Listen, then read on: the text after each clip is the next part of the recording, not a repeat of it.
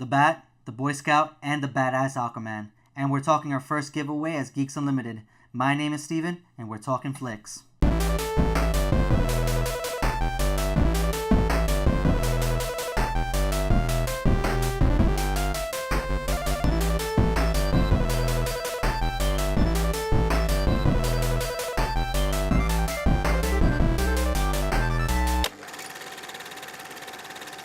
Hey guys, welcome to another episode of Talking Flix. And let me start by apologizing, saying that in the time we've been doing this show, it seems like we've only chosen good movies. But today we're covering Justice League. So it's anyone's guess to how this movie goes. Let's do a quick word on our giveaway. Keep in mind that as a thank you to you guys, our subscribers and our viewers, we're going to give away a $25 gift card to a random subscriber. So if you want a chance to win, subscribe, comment on the video below. We're going to start by talking about the characters and how they were portrayed. My opinion was that the characters themselves were okay. If I had to pick one character that I just was not happy about, I would have to say it was Batman. I didn't like the fact that out of all the portrayals that we've seen from Batman, he was just too emotional. He was too irrational, and that's not who Batman is. Batman was a little emotional, a little irrational, but he would also look the weakest as well. There's one scene in the movie where you actually, notice that he is just a human. So as far as the characters portrayed in the movie, it was okay. I think the actors did more justice for the characters than we expected. And also the characters in the movie felt a little rushed to me, especially Aquaman, Flash, and Cyborg. They felt too rushed, and I think the reason why is because they don't have their own movie as of yet.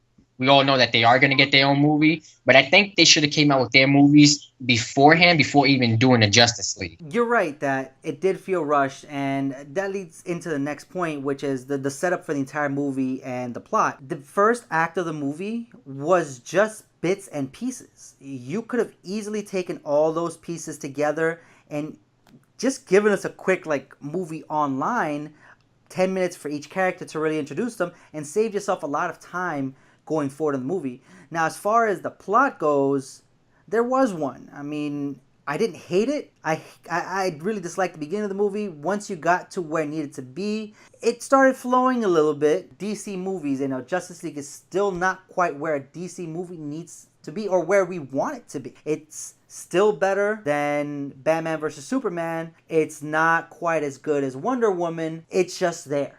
I mean, you're correct. You hit that right on the money. This movie is 2 to 3 steps better than Batman vs. Superman, but it's 5-6 tiers below Wonder Woman.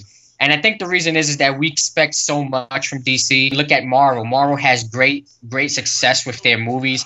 Not all of their movies are winners, but they still make the movies, and we actually get a throw out of them. We actually like the movies. So when it comes to DC, we expect them to surpass Marvel, and we always get disappointed.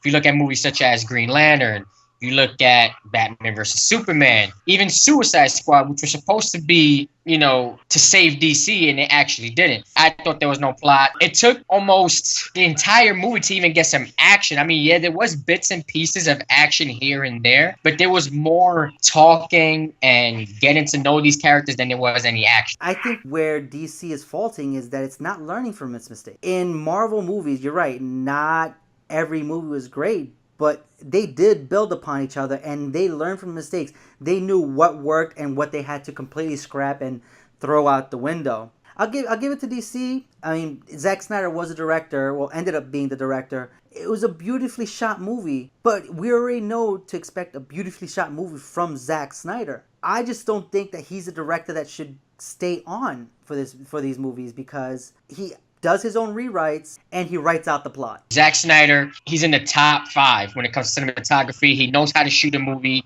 but when it comes to writing it, it's not too good. And I'll make a perfect example. If you look at the first 2 Iron Mans, Jon Favreau, phenomenal director. Those 2 movies, top notch. He left after the third one. The third one was just horrible. I really think that they need a director change. They need a whole new writing team, because this movie, like I said, I went in there with no expectations and I didn't get disappointed. it kind of exceeded my expectation a little bit. I actually got to stay awake in the entire movie, which I thought I was going to fall asleep. They did do something right in the movie, but it wasn't enough to make this movie a blockbuster hit. I felt I can't say torn, because I don't hate it. I don't want to love it. It's so in the middle when it comes to how I feel about this movie. It goes perfectly with the rating that it got on Rotten Tomatoes, which it didn't come out until earlier today, which was a 43, but it matches perfectly, because you're just so not half of them hate, half people hate it, half of people love it. No, it's like, here we are, another DC movie. Okay. Well, the one thing I'm not going to take away from the movie is the fact that the villain, which is Steppenwolf, was a phenomenal villain. He didn't get wasted, as in most DC movies. I also like the little Easter eggs that they threw in the movie. I don't know if you noticed, but they had the old Batman theme in the movie. When Batman showed up, they had the old Superman theme. They did mention Darkseid in the movie. And they also have a little clip with the Green Lantern Corps inside the movie as well, which I thought was amazing. But it was a good way of trying to introduce the Green Lantern character. It was more of a flashback, just saying Green Lanterns exist in this universe. You'll eventually get to see one. Sorry if that's a spoiler for anyone who was expecting Green Lantern to show up, but pretty sure that the budget was blown on a lot of other things than animating more than what was actually shown. But well, you gotta think about funny enough, you gotta think $100 million budget. Here's what I have to say about the budget. The budget and what Warner Brothers does is basically what Batman's power is. He's rich. And he just throws money at it. And that's all WB has been doing, is just throwing money at the problems in Batman and throwing at the problems when it comes to Superman and Justice League. And guess what?